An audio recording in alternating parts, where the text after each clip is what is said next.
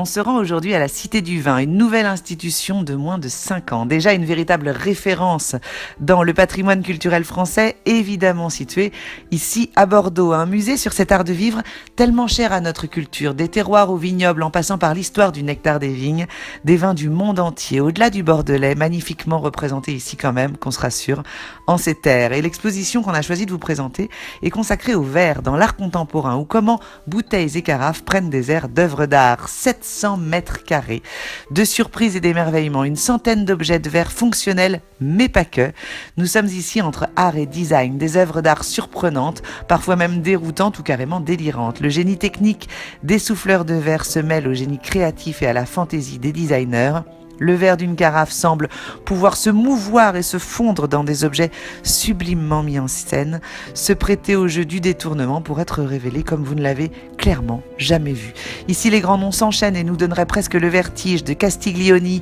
à Le Gall, d'Otoniel à Stark, des géants de la scène internationale aux côtés d'œuvres inédites spécialement créées pour l'exposition. Alors,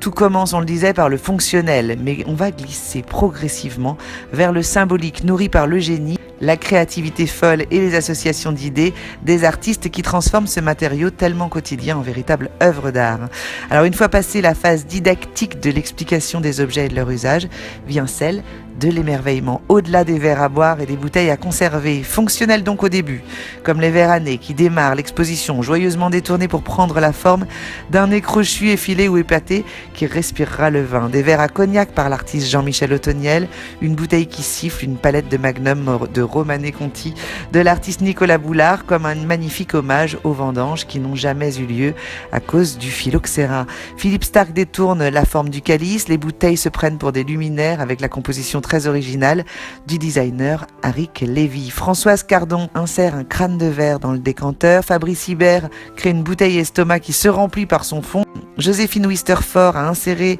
dans une bouteille un dispositif sonore où siffle le chanteur Mathieu Chédid, l'américaine Bess Lipman reconstitue en verre une nature morte hollandaise évoquant, regardez, un banquet terminé, une œuvre qui symbolise la mélancolie de la préfète. Une carte blanche a aussi d'ailleurs été donnée à la designer Nathalie Crasset qui a inventé pour l'occasion un verre qui se cueille à l'arbre. Alors c'est une création d'une incroyable poésie,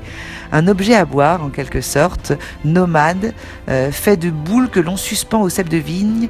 et d'où l'on peut déguster le vin en phase avec la nature comme à la fontaine, nous dit-on. Des verres tout en rondeur, suspendus aux branches d'un arbre imaginaire, comme une invitation à déguster le vin en pleine nature pour réinventer le rituel de dégustation. Et d'ailleurs, on vous invitera lors de l'exposition, n'hésitez pas à vous inscrire justement le samedi aux dégustations nomades qui vous permettront de vous initier justement